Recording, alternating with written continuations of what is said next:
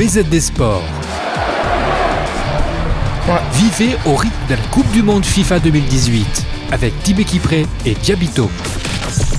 Bonjour, bienvenue sur BZD Sport. C'est fait, la France est en finale, la troisième finale en 20 ans. Didier Deschamps est bien parti pour jouer sa deuxième finale comme joueur et entraîneur. Bonjour Freddy. Bonjour Tibé. On peut le dire, non? Écoutez, le rêve il est permis. Lui qui avait soulevé le trophée au Stade de France, 20 ans, il est en passe de réaliser la même prouesse, mais cette fois-ci en étant sur le banc de touche. Ce sont des moments assez exceptionnels quand même. L'équipe de France qui a livré une énorme partie, qui aujourd'hui se hisse au dernier pas de cette compétition. Il va falloir jouer une finale. On la joue pour la gagner ou pour la perdre. Mais la France a fait l'essentiel. Elle qui n'était même pas vue parmi les favoris de cette compétition. Les grands favoris. Bah oui, c'est dire que le football aujourd'hui n'arrêtera pas de nous étonner et ce ne sont pas les petits calculs de nos amis bookmakers qui feront peut-être pencher la balance en ce moment. Freddy, à votre avis, pourquoi la Belgique, qui était tant redoutée, n'a pas eu son rayonnement habituel aujourd'hui? Peut-être la France qui l'a fait mal jouer. Et quand vous voyez un dispositif défensif dans le milieu français, où vous avez Blaise Matuidi qui a fait un travail exceptionnel, aidé en cela N'Golo Kanté, ça a permis donc à la France d'avoir l'assise sur cette partie. Du coup, les fers de lance de la formation belge, en l'occurrence Eden Hazard et bien entendu Kevin De Bruyne n'ont pas eu leur rendement habituel. Ajouté à cela, il a fallu quand même un très grand Hugo Lloris qui a permis à la France de pouvoir survivre dans cette demi-finale. En 90 minutes, ce qu'il faut remarquer, que nous avons noté que Lukaku n'a pas eu une seule occasion de but. Muselé qu'il était par la charnière centrale, notamment tenu de main de maître par Raphaël Varane et Samuel Umtiti, il aura été l'homme de lui-même malheureusement pour le Diable Rouge de Belgique. C'est quand même difficile à comprendre, mais bon, écoutez, il arrive des jouissants. On n'a peut-être pas vu Lukaku remuant qui a fait une très grosse rencontre des quarts de finale face aux Brésiliens. Ça a été quand même la fausse note moi, mais bon, on ne va pas lui tirer la pierre. Je pense que c'est parce que la France aujourd'hui était dans son élément et ça a vraiment fait déjouer la formation de la Belgique. La France qui fait déjouer la Belgique. Dans ce match, il y a eu ce qu'on appelle la bataille tactique entre Didier Deschamps et Roberto Martinez.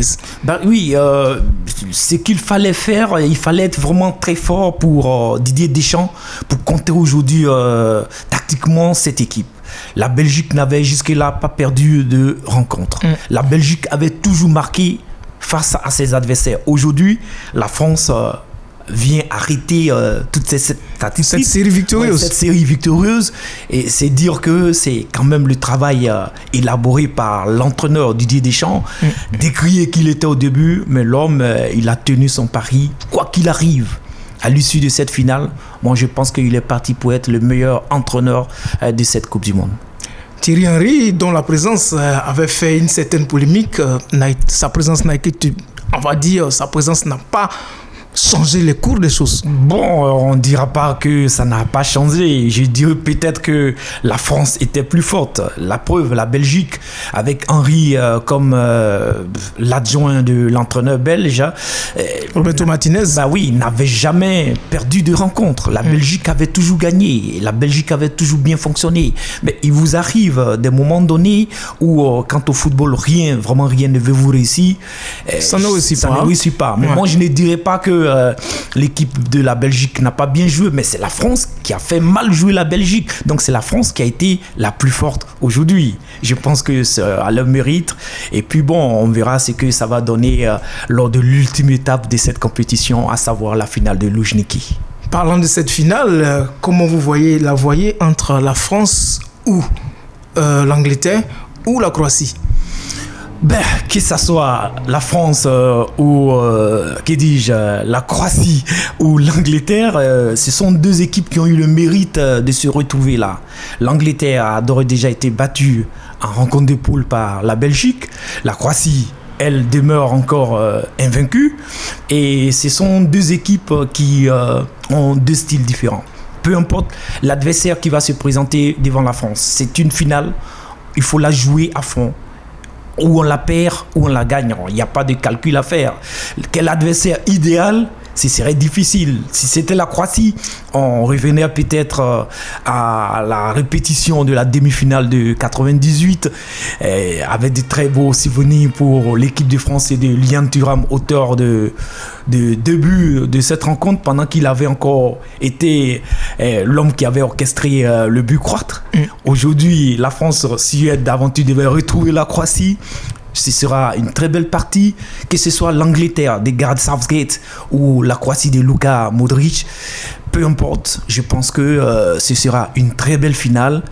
Mon petit doigt me dit que la France n'est pas loin de réaliser sa deuxième victoire en Coupe du Monde, mais il ne faut pas se hasarder dans les pronostics.